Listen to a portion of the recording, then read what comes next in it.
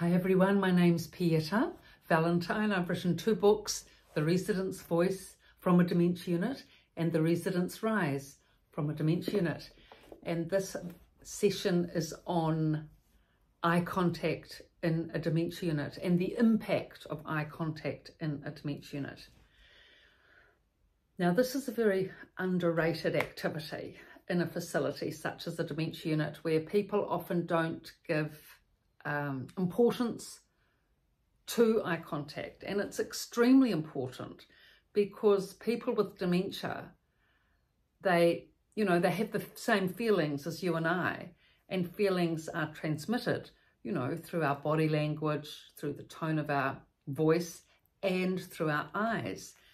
And if we don't give a person eye contact, they miss out on that whole beautiful experience that one of the most treasured experiences in life really is beautiful eye contact. So make sure, especially for important conversations, such as the previous video that I was speaking about just now, about telling your mother that she's in a dementia facility, those sort of topics, or explaining to her that she has dementia and explaining to her about present memory and past memory and the risks of being home on her own because of these issues. When you're explaining important topics like this, make sure that you establish eye contact with her. Now, there could be various problems around this that you will be able to, and you need to negotiate. For example, if your mother's short and she's got kyphosis and a stiff neck and a stiff upper thoracic spine, she may be bent over, so it's difficult for her to lift her head up to see you, certainly if you're tall.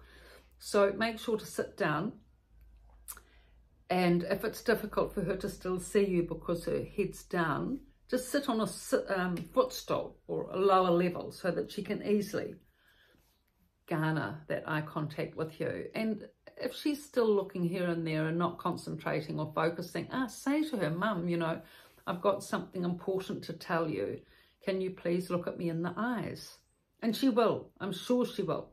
I've never had anyone in a dementia unit react to me saying this to them for an important topic. I mean, I would only ask them to do this if it was for an important topic. They certainly will react and resist. I mean, I've certainly had residents react and resist to what I've got to say many times, but never to the topic of, please look me in the eyes so I can explain this to you. So I'm pretty sure you'll get a positive response with this. If we're genuine and we've genuinely got something of importance to say, then your mother will pick up on that and appreciate it, actually. She will appreciate you're making the effort to tell her, in a reassuring, calm, connected way. Connection, it's all about connection, real connection. And it's these feelings that need to be transmitted, especially with someone with dementia, because so many of their faculties have gone, their present memory's gone, a lot of their past memory, a lot of their direction orientation. So they take cues from other things. They take cues from their intuition. They take cues from facial recognition. They take cues from body language. So all of these things need to be heightened for them if we can heighten it for them. Speak clearly, enunciate, facial expression, gestures, all of those things they can build a picture around. Remember, they may not be remembering your name, but they can recognize your face and your voice. And so explain to them, yes, that you're Jim and you're her son and you've come to visit. You're happy to see her. There's something important to tell her. And, just go with it. I mean, just because she doesn't remember your name doesn't mean that she doesn't know you. Of course, she will recognize you and know you and feel your presence, especially if you come regularly, especially if you've got a close relationship.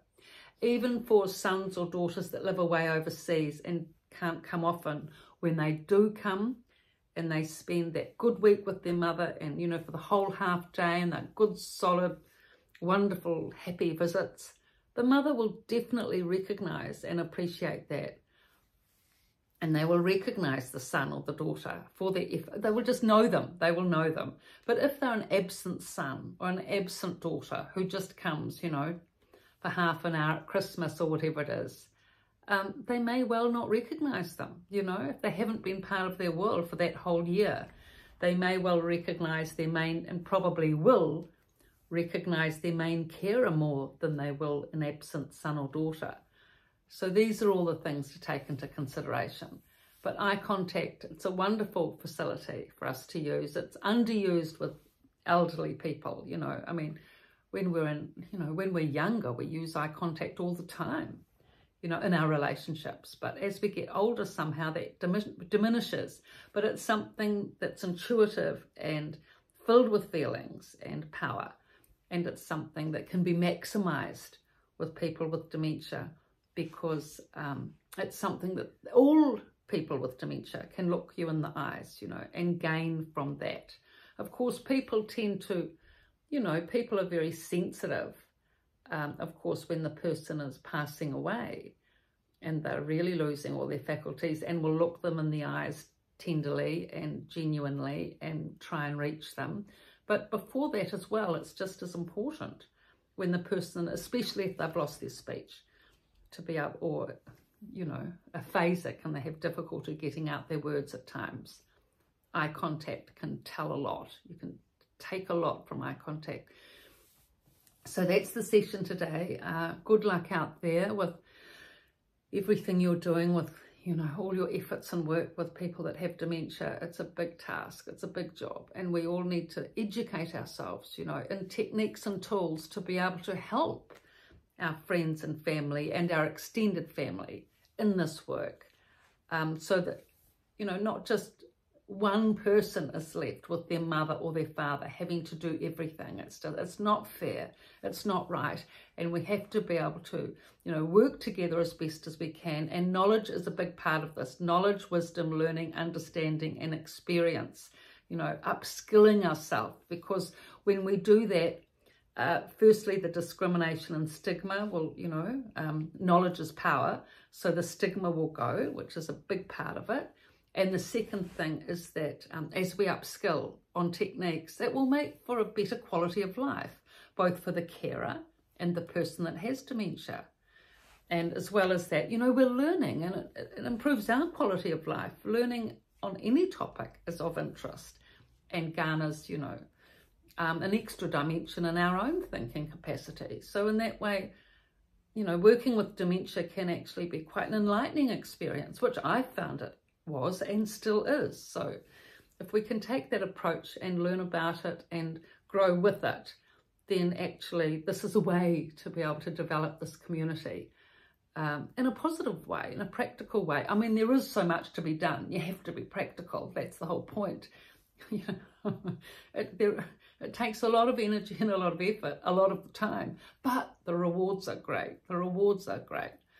And that's what actually extends us and promotes our growth and and enables us to become part of another community, actually, a dementia community. I mean, it's not that, you know, we're not as much a part of it as the dementia residents themselves, but still we're the outer rim of it, inner rim of it if you're working in the facility, outer rim of it if you're not. Still a very important part. I mean, the second row in any audience is almost as important as the front row.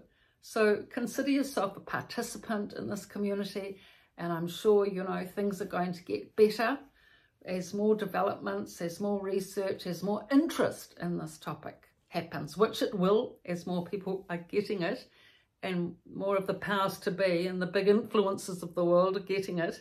So they will be wanting to know more about it as well, to be able to better help themselves and others and have a better quality of life with it, which is possible. Thank you.